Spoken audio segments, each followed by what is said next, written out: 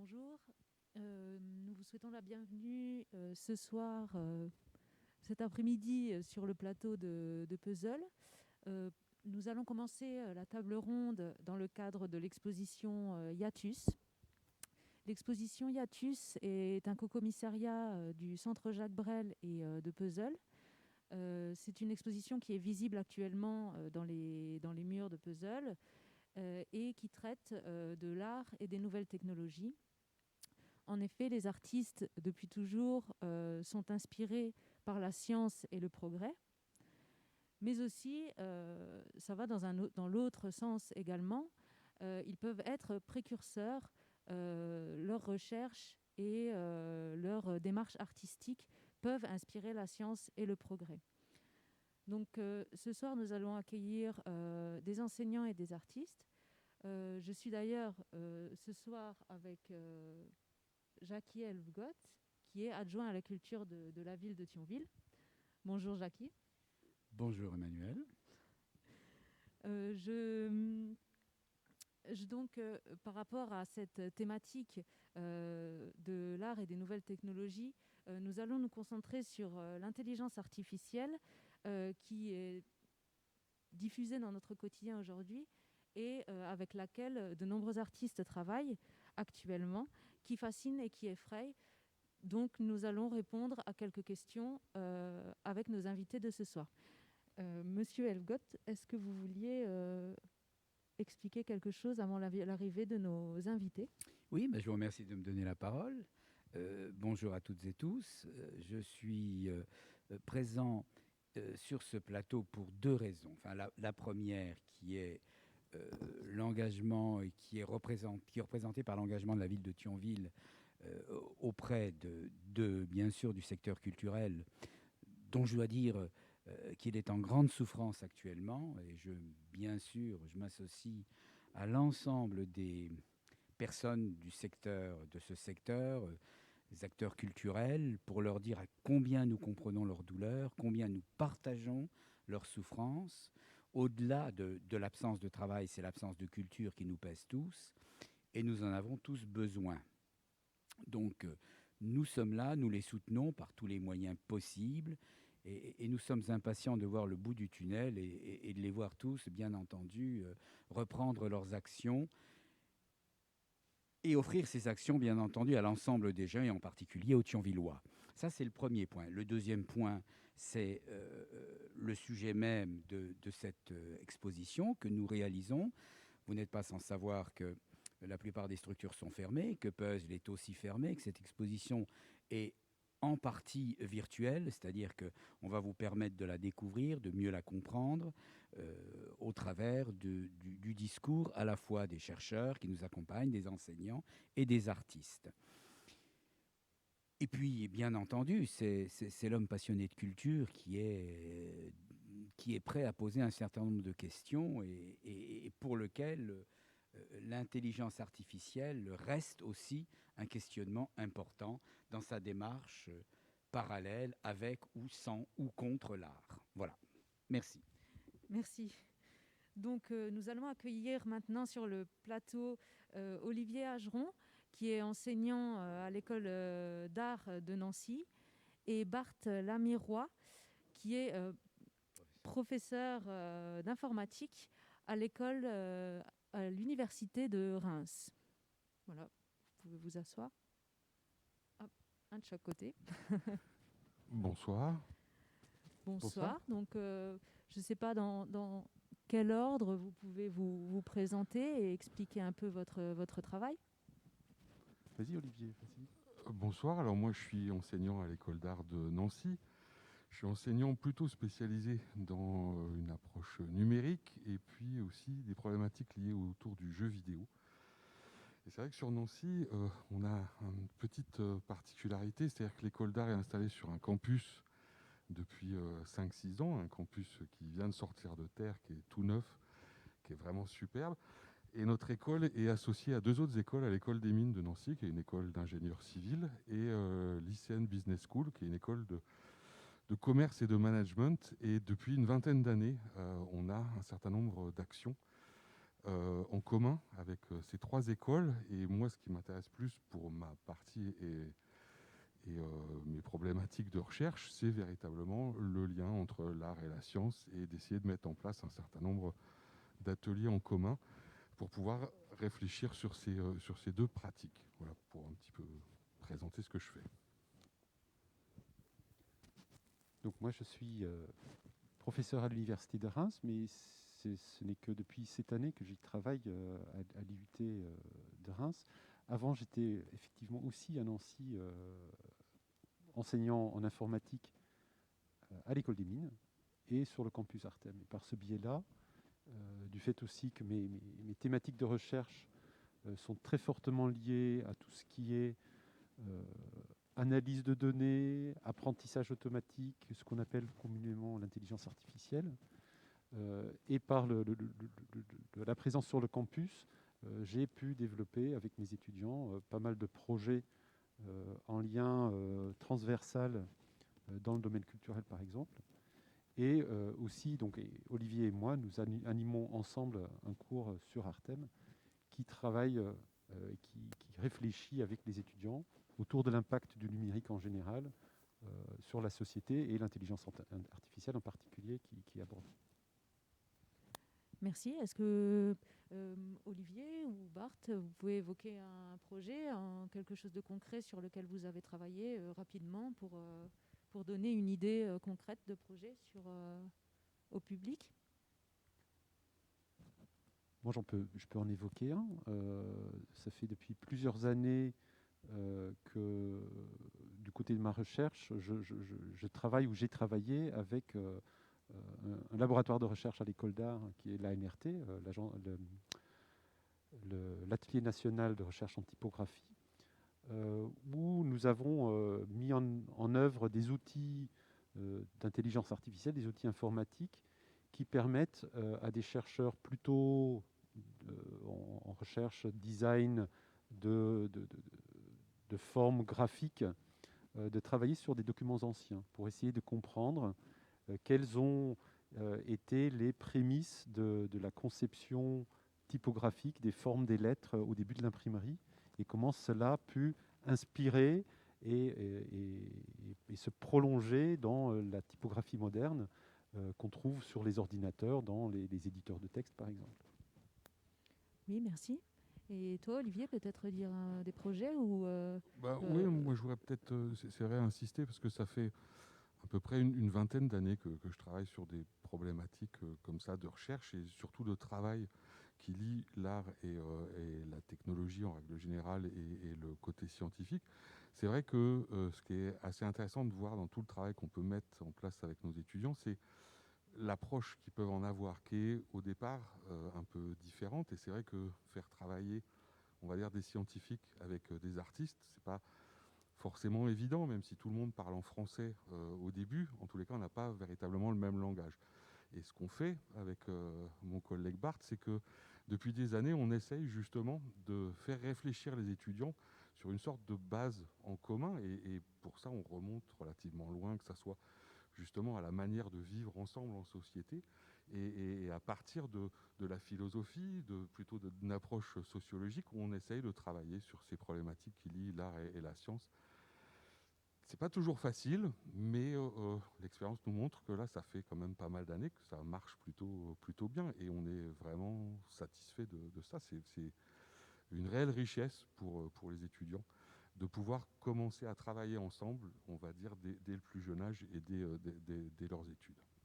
Chose qu'ils seront amenés à faire après dans la vie professionnelle aussi. Ça, c'est ce qui est extrêmement intéressant. Et est-ce que vous remarquez qu'il y a plus d'étudiants qui souhaitent travailler avec l'intelligence artificielle, par exemple? Il y a une augmentation ces dernières années? Alors l'intelligence artificielle, c'est encore un peu particulier, parce que pour le moment, ce qu'il faut déjà, c'est faire preuve de pédagogie par rapport à l'intelligence artificielle, expliquer ce que c'est, à quoi ça pourrait servir. Pour l'instant, je trouve encore que dans la société, c'est encore assez timide l'approche sur l'intelligence artificielle. Et on n'en a pas encore véritablement d'exemple sur ça. Alors c'est vrai que c'est quelque chose qui a tendance à fasciner, à intéresser, mais c'est encore un champ qui reste moi je trouve complètement à exploiter. À exploiter. À exploiter, Oui. ouais. À exploiter et à explorer. Ouais. Il y a encore beaucoup de fantasmes d'incompréhension par rapport à ces technologies-là. Et même les scientifiques qui s'y intéressent de façon très approfondie, on en découvre encore à la fois des limitations, des possibilités. Et ce qui est très intéressant, c'est que ce qu'évoquait Olivier, c'est le fait que différents utilisateurs ou différentes populations peuvent avoir des langages très différents et du coup aborder ces technologies de façon très différente. Un des projets sur lequel je travaille actuellement avec plein de gens et notamment avec un certain nombre d'étudiants, c'est autour de comment l'intelligence artificielle peut, en quelque sorte, alors je fais très attention à utiliser les mots, il faut mettre des guillemets un peu partout, s'approprier une œuvre et quelque part la transformer, la pervertir pour ensuite la nourrir de nouveau la créativité humaine de l'artiste qui va ensuite recevoir cette modification faite par une intelligence artificielle pour ensuite à nouveau être dans un processus créatif différent. Et donc il y a une anecdote que je peux évoquer qui est très illustratrice, où on avait à un moment donné une réunion de travail et on évoquait le fait que des artistes peuvent exploiter finalement des comportements étranges ou non prévus des algorithmes pour créer quelque chose de nouveau. Et on avait dit à un moment donné, ce logiciel-là avait un bug, puis le bug a été exploité par l'artiste pour créer quelque chose de nouveau. Et l'étudiant, une étudiante en l'occurrence qui était dans cette réunion-là, qui était informaticien, tout d'un coup se trouvait choqué. C'est pas possible. On ne peut pas, en tant que scientifique, admettre qu'il y ait des bugs dans des logiciels qu'on va exploiter. Et donc, on fait confronter comme ça des mondes qui sont d'un côté très cartésien, très mathématique, très scientifique, avec le côté très créatif, innovatif et parfois décalé de la création. Et là, on a un jeu de ping-pong qui s'engage, qui parfois peut même être un dialogue de sourds, mais qui peut enrichir les deux communautés. Oui, c'est intéressant. Donc du coup, on va pouvoir rebondir là-dessus en accueillant, je pense, deux artistes qui travaillent avec des ingénieurs et les nouvelles technologies et l'intelligence artificielle. Donc Philippe Villas-Boas et Barthélemy Antoine Leuf qui vont nous rejoindre sur le plateau, qui ont chacun une œuvre exposée en ce moment dans l'exposition Hiatus à Puzzle. Donc bienvenue. Je vous laisse vous présenter comme l'ont fait nos précédents invités. Et puis après, on fera tous ensemble une discussion autour de l'art et de l'intelligence artificielle. Donc comme vous voulez. Je m'appelle Philippe Villas-Boas. J'ai une pratique artistique qui s'intéresse au numérique en général comme objet, mais de plus en plus comme sujet. Et l'intelligence artificielle en est un, puisque pour moi, elle est l'incarnation, disons, de cette automatisation de nos fonctions cognitives croissantes dans la société. Et comme ça a été un peu dit juste avant, c'est vrai que c'est quelque chose qui est encore en grande exploration, qui est source à la fois de joie potentielle, mais aussi d'inquiétude. Et voilà, cette dualité, cette cristallisation de deux émotions totalement opposées, moi, m'intéresse particulièrement. J'essaie de l'exploiter dans mon travail, en tout cas en ce qui concerne l'intelligence artificielle. Oui, merci. Et donc moi, je m'appelle Barthélemy Antoine Louf, je suis plasticien. J'ai été aussi réalisateur de documentaires autour des questions environnementales et animalières. Et mon travail de plasticien explore à peu près les mêmes questionnements autour de l'environnement, on va dire ça de manière très, très large, avec un point de vue plus resserré aujourd'hui sur la question de la disparition de la cryosphère, donc les glaces qui nous environnent, qui sont un fabuleux thermostat en fait, et donc en fait qui est tout simplement en train de complètement disparaître. Et une question sous-jacente qui est vraiment liée à la question de la technologie et de l'utilisation de la technologie dans la réparation du climat, Est-ce qu'il faut utiliser des technologies pour réparer le climat? Est-ce qu'on peut réparer le climat en utilisant des technologies? Qu'est-ce que ça pose comme question? Et notamment là, dans Puzzle, l'œuvre qui s'appelle « Ceux qui disparaissent se transforment immédiatement en éternité » pose la question de la réparation du climat en utilisant des algorithmes génétiques, un algorithme génétique, pour essayer de trouver l'iceberg qui mettra un certain temps à fondre. Alors évidemment, c'est ironique et c'est un prototype d'iceberg. On ne prétend pas forcément réparer le climat avec ça, mais en tout cas, poser une question éthique derrière. Oui, alors est-ce que l'un de vous a une petite anecdote à nous raconter par rapport à son travail artistique et peut-être une incompréhension avec un ingénieur, avec des scientifiques ou un intérêt particulier? Peut-être Oui. Philippe? Moi, une anecdote qui me vient en tête, c'était lors d'une résidence en Ardèche, dans une ville, une petite localité qui s'appelle Mars, qui possède un magnifique club d'astronomie. Donc, j'en avais profité pour faire un coucou à Elon à ce moment-là, en étant arrivé le premier. Et donc, j'étais là-bas pour une résidence artistique au sein d'un observatoire astronomique pour réaliser des tests sur une installation qui s'appelle l'Astrophone, où en fait j'ai remplacé les cartons perforés des orgues de Barbarie par des photographies de la Voie lactée.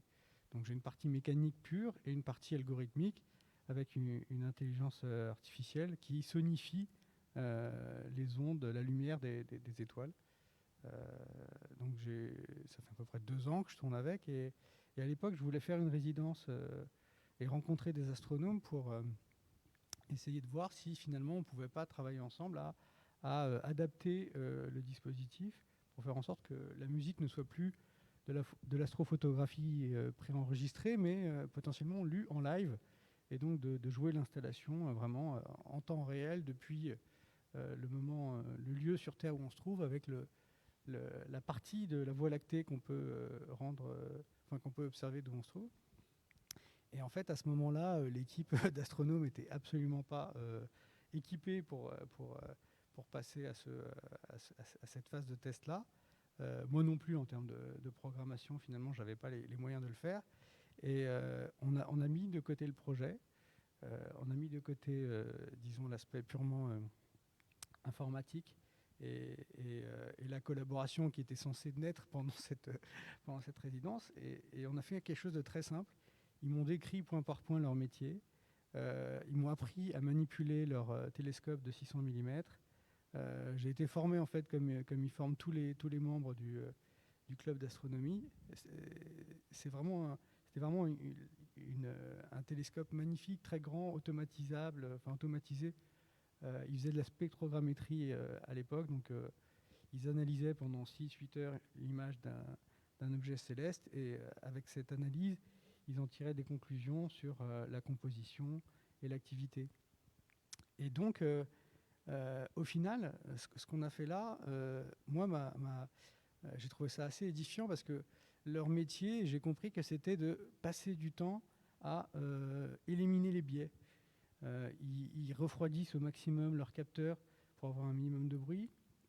Une fois qu'ils ont les données, ils doivent encore en fait retravailler. J'accélère un petit peu, mais ils ont leur travail n'est que élimination de biais.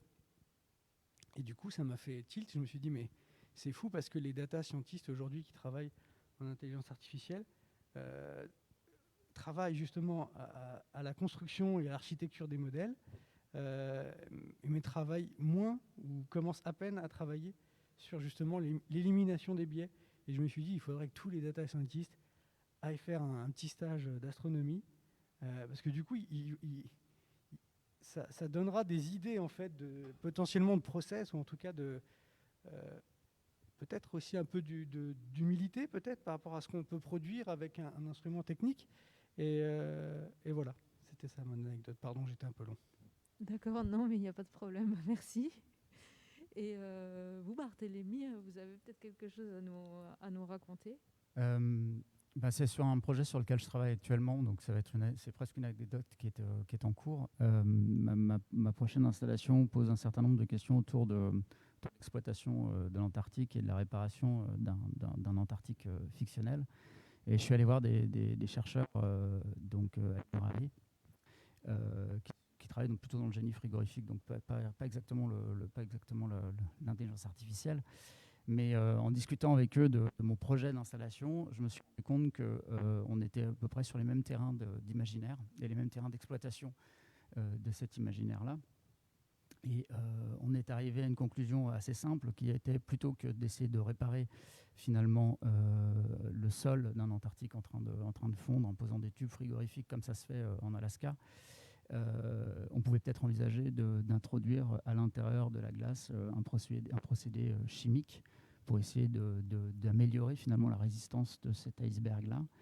Et ce qui est assez amusant, c'est que c'est presque un fantasme finalement de gamin de mon côté, de dire tiens, on va faire le petit chimiste, finalement la géo-ingénierie à très grande échelle. Et j'ai été confronté du coup à cette image du laboratoire qui est pour moi quelque chose de très sérieux, qui s'est dit on va essayer peut-être de trouver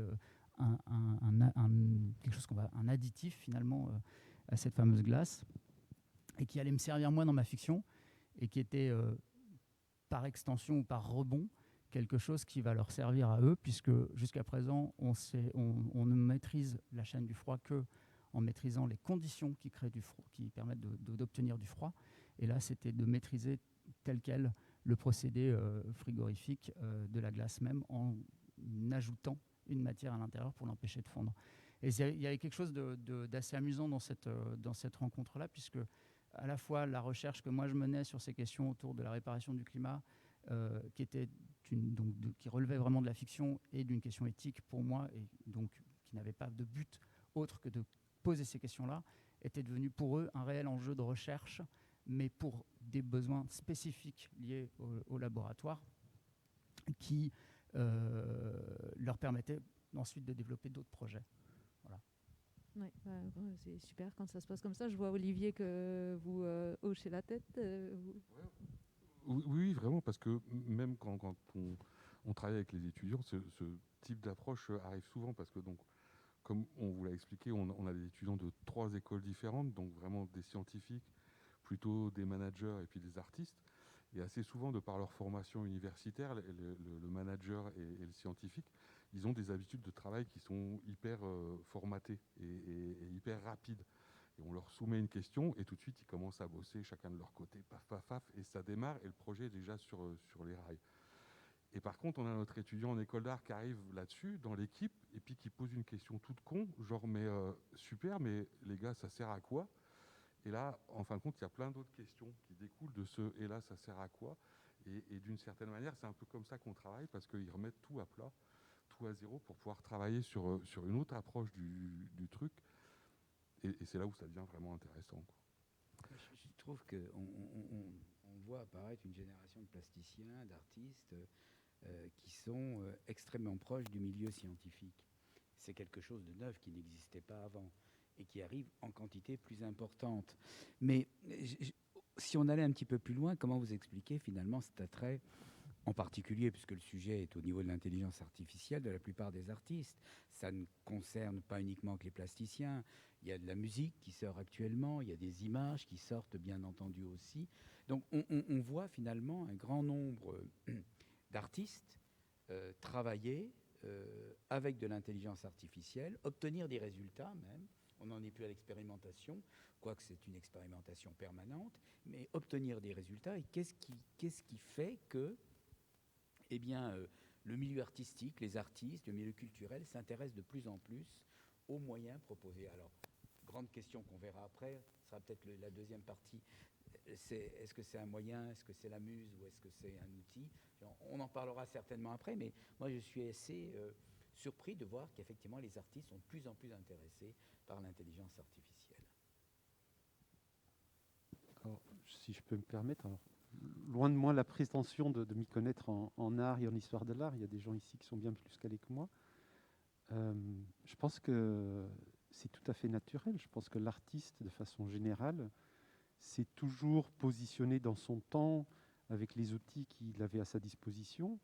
Et quand les peintres de la Renaissance découvrent des assemblages de pigments qui leur permettent de faire des choses, ou quand on peint sur les grottes de Lascaux avec de l'ocre, c'est finalement la technologie de l'époque qui se transforme en outil Et ce qui était dit tout à l'heure, c'est un questionnement, c'est-à-dire l'intelligence artificielle de nos jours crée cette ambivalence très forte entre une crainte d'une dérive et un dépassement de notre humanité par une puissance plus forte, qui pourrait être cette hyper-intelligence, mais tout en étant aussi un possible vivier énorme de nouveaux développements extraordinaires et très très positifs pour l'humanité. Et je pense que la position de l'artiste est justement de questionner ça, de le manipuler, de le travailler.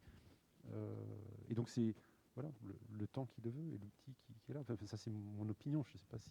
Non, mais c'est intéressant. Je compléterai, j'abonde totalement dans ce que tu dis, c'est-à-dire que on vit dans un milieu en tant qu'individu, en tant qu'être humain de plus en plus technicisé.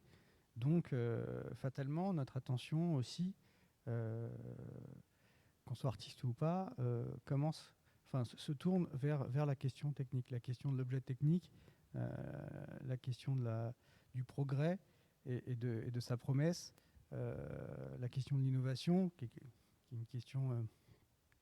on fait campagne pour les présidentielles là-dessus quand même, dans cette époque. Il y a vraiment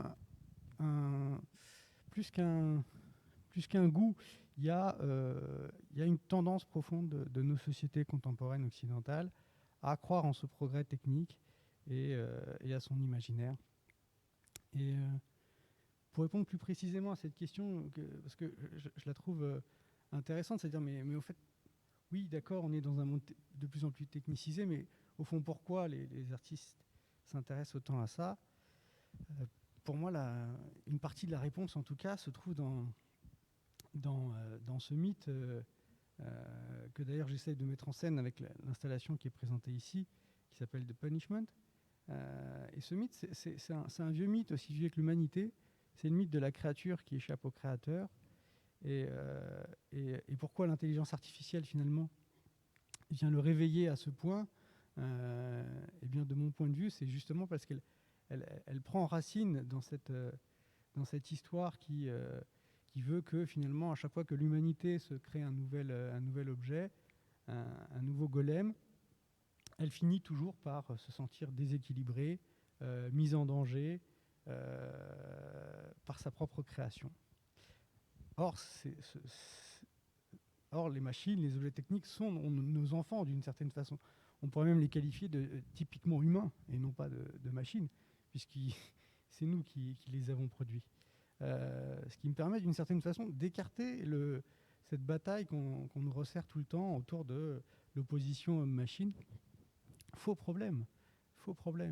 J'ai vraiment l'impression que ce qui est au cœur du débat dans l'intelligence artificielle, c'est vraiment à la fois ce qu'on arrive à faire et ce qu'on arrive à ne pas faire. Et je trouve aussi intéressant peut-être d'aborder ce qu'on ne fait pas avec l'intelligence artificielle. Parce qu'au final, c'est ce qui définit peut-être un peu mieux ce que nous, humains, faisons. Et ce qui me permet aussi d'évoquer aussi les promesses longuement tenues par beaucoup d'acteurs économiques autour de l'intelligence artificielle, qui nous vendent ce rêve d'automatisation, en fait, mais qui n'est pas là. Alors certes, il y a des avancées assez spectaculaires dans l'apprentissage supervisé en particulier, mais je dis que le rêve n'est pas là parce que quand on parle d'intelligence artificielle aujourd'hui, quand une entreprise nous vend de l'intelligence artificielle, la plupart du temps, quand on creuse, il n'y a pas d'intelligence artificielle. Il y a beaucoup d'hommes. Il y a en général beaucoup d'hommes mal payés et beaucoup d'hommes mal payés pas dans le même pays. Donc on assiste là finalement à une transformation totale de notre dispositif économique qui fait qu'on nous vend un rêve d'automatisation totale, alors qu'en réalité, ce qui se passe derrière le rideau, c'est vraiment pas joli. Donc je trouve que c'est aussi intéressant parfois de décaler le sujet, de se dire « Ah, mais en intelligence artificielle, oui, on explore. » Et c'est ce que j'essaye à ma petite échelle de faire aussi, c'est-à-dire la technique nous est tellement vendue comme finalement la solution à tous nos problèmes que j'ai l'impression que souvent, en fait, il nous faudrait moins de technique, beaucoup moins de technique, et peut-être revenir même aux technologies qu'on a laissées de côté au 18e. Et je trouve ça assez drôle d'ailleurs qu'aujourd'hui, on cherche à revenir au mix énergétique qu'on avait dans le 18e siècle, c'est-à-dire à plus d'eau, plus de vent, etc. Alors qu'aujourd'hui, il est totalement déséquilibré. Mais je m'arrête là parce que je digresse. Quelqu'un veut rebondir sur ce que vient de dire Philippe? Moi, je vais rebondir tout de même sur un sujet qui est passionnant. On en revient à votre anecdote, à votre événement. Finalement, cette singularité qui est apparue, alors, est-ce qu'elle est maîtrisable? Vous faisiez marque de confiance en l'intelligence artificielle, disons que c'est pas le... C'est vrai qu'on l'explore, on est encore au début. Mais je veux dire que l'apparition de ces singularités peuvent représenter un certain danger tout de même. C'est effectivement la question qui est souvent posée. Est-ce que c'est... l'un va prendre le pas sur l'autre. Alors je voudrais bien avoir votre avis sur votre sentiment à la fois de scientifique et d'artiste sur le risque que peut représenter finalement l'apparition de ces singularités.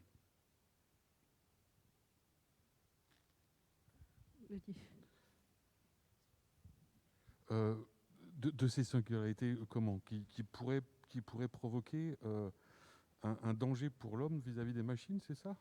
Oui ou non, ces singularités sont des phénomènes différents qui apparaissent, qui peuvent être positifs, mais ils pourraient aussi devenir effectivement un réel danger pour l'être humain. Mais après, de conscience. L'intelligence artificielle, en fin de compte, on en fait ce qu'on en veut, parce que c'est à l'homme de programmer l'intelligence artificielle. Donc, d'une certaine manière, il n'y a pas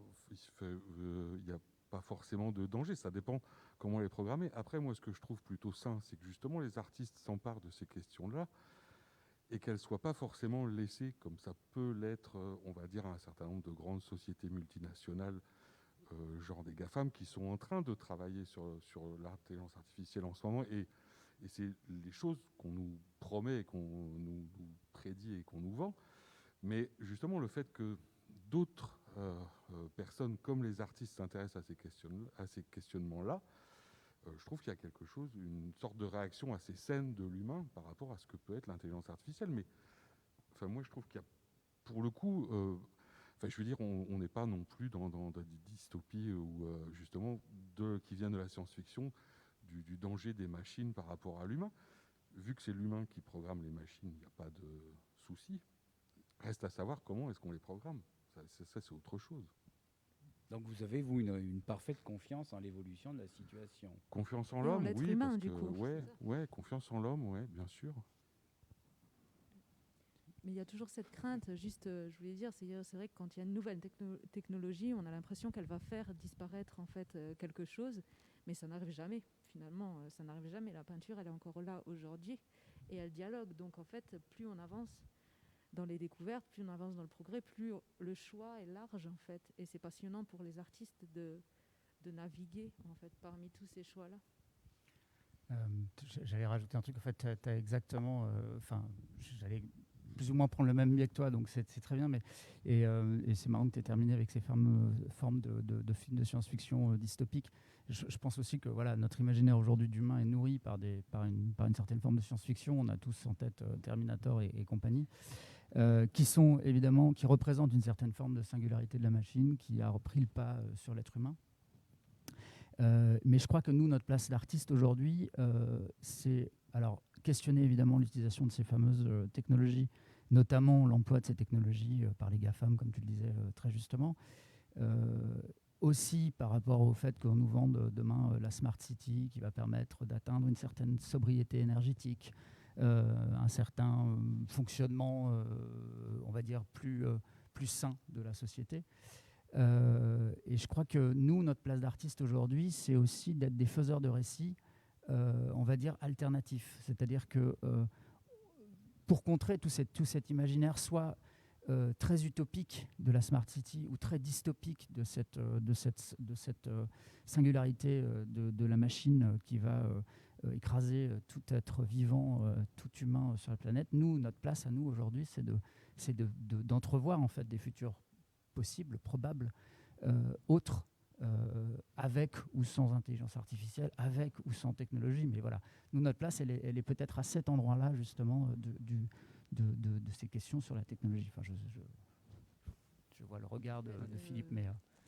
Oui, non, mais peut-être... Non, mais je ne peux être que plus d'accord que... Enfin, c'est... je pense que... Alors, on a parlé de dystopie, de littérature, de cinéma. Je pense que ce serait une grande erreur de considérer ça que comme des histoires racontées.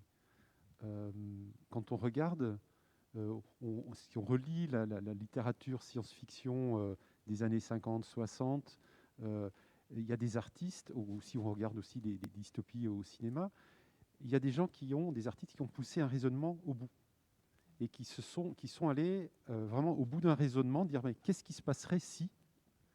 Et je pense que c'est extrêmement éclairant.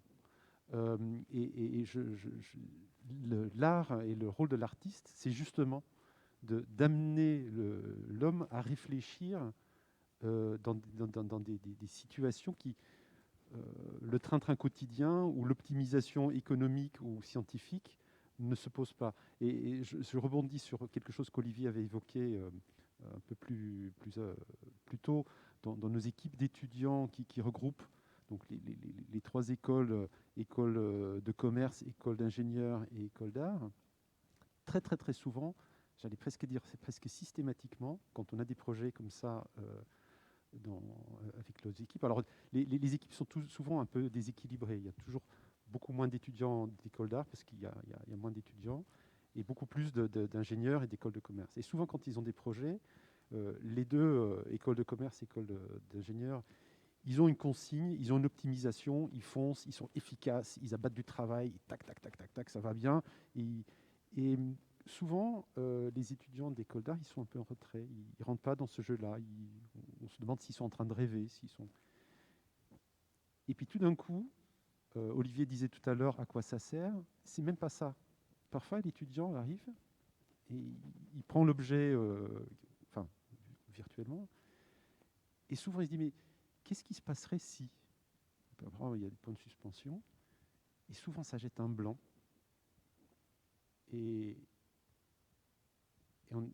la réaction souvent est de dire « Ah oui, mais tu as raison.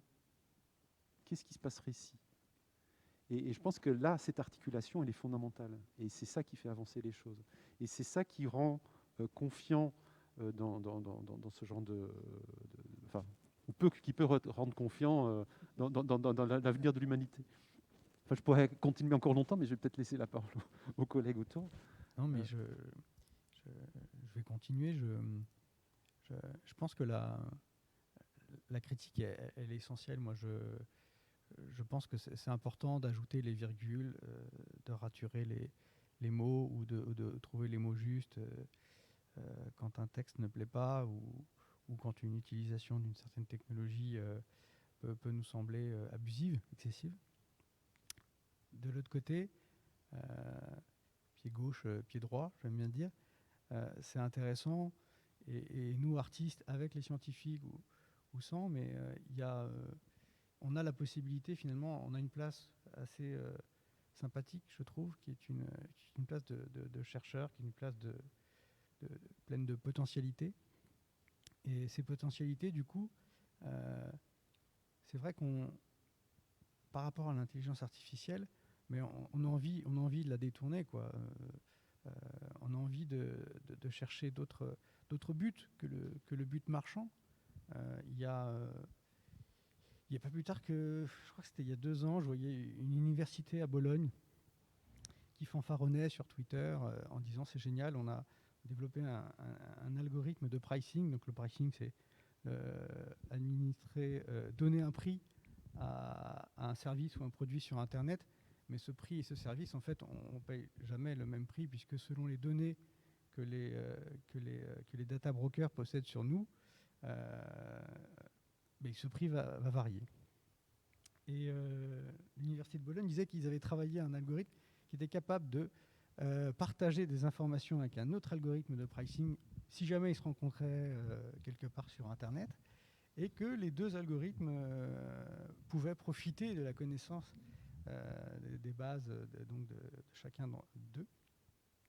Et je me suis dit, c'est vraiment génial ça, dis donc, il y a l'argent public est dépensé pour servir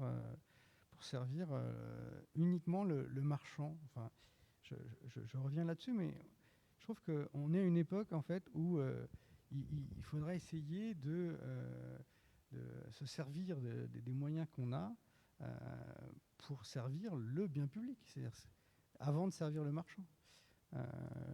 J'ai envie de prendre un exemple tout récent sur la question de la fermeture des musées et des lieux culturels en général. Les musées, j'ai l'impression, se sont beaucoup pensés cette dernière année encore comme des contenants et pas comme des contenus. Alors on souffre tous de ne pas pouvoir aller admirer la victoire de Samothrace, bien sûr, ou la Joconde, mais j'aurais aimé voir plus de musées se dire, mais eh bien, il faut qu'on réfléchisse à l'ouverture de nos données, il faut qu'on rende accessibles ces trésors dont on nous a donné la gestion, parce que c'est un bien public et que malgré tout, ça aurait pu circuler. Donc, c'est en tout cas une envie personnelle, envie de travailler ces questions de donnons d'autres buts, donnons-nous d'autres horizons que celui de la dystopie, parce qu'effectivement, en fait, à force de travailler le même horizon, eh ben, on y va. Il n'y a aucun doute là-dessus, quoi. Donc travaillons des horizons dans lesquels on a envie d'avoir des enfants. Enfin, c'est ça l'idée. Merci. Est-ce que quelqu'un veut dire un petit dernier mot pour conclure ? On est déjà dans une certaine forme de ces horizons, malheureusement, comme tu... Enfin, voilà, je rebondis juste sur une petite chose. Tu disais le bien public. Je trouve aussi que c'est quelque chose de très important de garder ces notions-là en tête.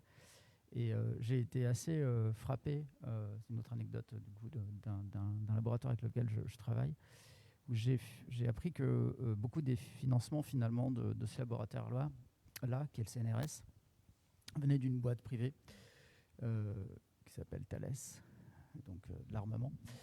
Et que le chercheur, en l'occurrence, qui avait eu cette fameuse bourse de la part de Thales, était devenu, en quelque sorte, celui qui pouvait faire ses recherches tranquillement pendant un certain temps, puisqu'il avait l'argent pour pouvoir faire ses recherches, et que l'essentiel de ses recherches, qui était bien fondée, c'est sa recherche personnelle, un certain nombre de ces éléments issus de cette recherche-là, la substance même, allait servir à Thales pour pouvoir améliorer la qualité de ses missiles dans la stratosphère.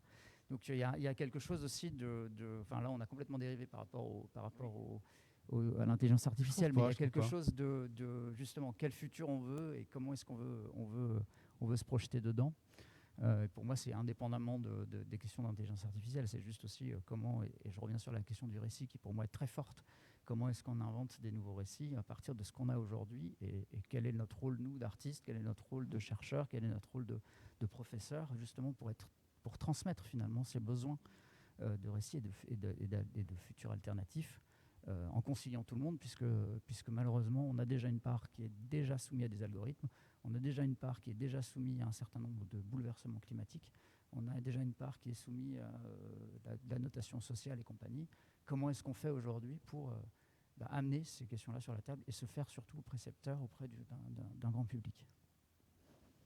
Des visions plus singulières. Peut-être. Non, moi je sais pas, peut-être pour conclure, quand même rester un petit peu optimiste, parce qu'on ne veut pas non plus déprimer tout le monde, hein, c'est pas quand même le propos.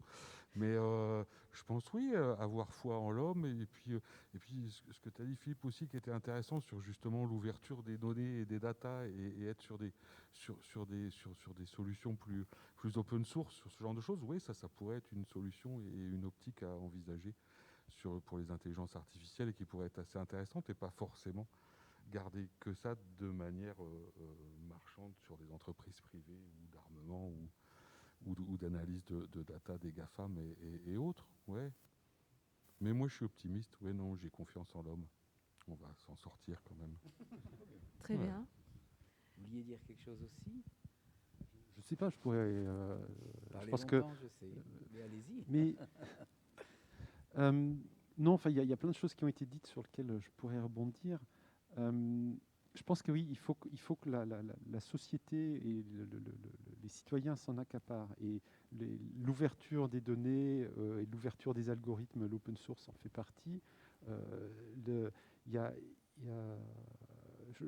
me rappelle ce qu'il faut savoir quand même, c'est que pour quand même avoir une petite note pessimiste, mais qui ouvre sur de l'optimisme, c'est que actuellement, les capacités de développement des algorithmes en intelligence artificielle qui sont à la pointe du progrès demandent des capacités, des ressources extraordinaires, des quantités de données phénoménales. Et il n'y a qu'une petite poignée d'opérateurs dans le monde qui sont capables de le faire. Et la poignée des opérateurs dans le monde, c'est rarement des États, c'est plutôt des grandes entreprises. Ce qui fait qu'il y a un glissement du développement scientifique et de la connaissance et de la maîtrise de ces outils-là, qui est en train de glisser des mains du bien public et de la recherche publique, par exemple, vers des intérêts privés. Ce n'est pas forcément négatif. Hein. L'existence d'Internet, dont on peut plus se passer aujourd'hui, et qui est une liberté d'expression assez extraordinaire aussi, vient quand même de la recherche militaire aussi. Donc il faut relativiser les choses. Mais donc il y a besoin que la société et le citoyen se les accaparent. Et ça passe par de l'éducation, ça passe par de la volonté politique, mais ça passe aussi par du financement. Et donc qui dit financement dit intérêt économique quelque part. Ouais, ça passe aussi par de la culture technique qu'on a souvent regardé comme le rejeton non assumé de la culture générale. Et je pense que c'est ça aussi qui est en jeu, c'est-à-dire que plus on sait de quoi il s'agit, plus on sait de quoi on parle quand on parle d'intelligence artificielle, plus on sait que ce mot, en fait, en français en plus, résonne mal, plus on est tranquille aussi. Mais maintenant, tu as raison sur ce glissement de la sphère publique à la sphère privée.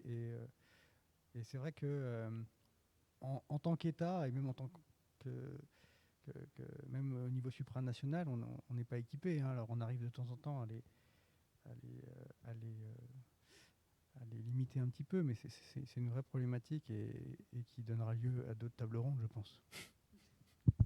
Mais je trouve que moi je vais dire un petit mot tout de même avant de vous laisser Emmanuel conclure. D'abord, on assiste à quelque chose de très différent. Il y a cette notion de transversalité, c'est intéressant. On a abordé les problèmes scientifiques, on a abordé des problèmes artistiques, on a abordé les problèmes environnementaux, et on a vu que tout ceci fait un tout maintenant, et que c'est indissociable. On n'a plus cette sectorisation qu'on avait avant. Bon, on faisait un commentaire sur une exposition classique, mythique, avec des toiles, et puis voilà, ça touchait un petit nombre de gens, et on n'évoquait pas tous ces problèmes. Alors que maintenant, on sent très bien, au travers de votre discours, que tout est interdépendant. Ça, c'est vraiment un élément différent et qui est en train de se passer maintenant. Et je crois que c'est extrêmement intéressant qu'on aille plus loin et qu'on en parle encore et qu'on partage mieux encore toutes ces facettes différentes que vous avez tous abordées. Moi, je suis extrêmement content. Et puis, rassurez-vous, je suis très, très optimiste aussi. Je fais confiance en l'homme. Mais il était normal que je vous pose quelques petites questions pour répondre aussi à l'intérêt des gens. Parce que je crois que vis-à-vis du public, il faut se mettre aussi du côté du public qui, lui, voit l'intelligence artificielle. Effectivement, c'est Asimov. Et puis, c'est d'autres choses aussi. C'est Terminator. Pour nous, génération précédente, c'était Asimov. Pour la génération suivante, c'est Terminator. Mais ça pose tout de même un certain nombre de questions. Vous avez parlé du golem, j'aurais dû parler du golem avant, parce que c'était bien avant aussi. Donc il y a une chronologie du questionnement, tout de même de la société sur tous ces mécanismes. C'est important de l'entendre de votre bouche aussi. Le mythe est vieux et on le retrouve y compris dans la Genèse, jusque dans la civilisation babylonienne. En fait, depuis qu'on a commencé Voilà, très bien, je vous remercie beaucoup. En tout cas, on va terminer sur cette note d'optimisme. Ayons foi en l'homme et en le futur. Nous vous retrouvons bien sûr sur le plateau de Puzzle pour d'autres rencontres. Merci de nous avoir suivis et merci à tous les invités, c'était très intéressant. Merci beaucoup. Merci Emma. Merci à vous de nous avoir invités.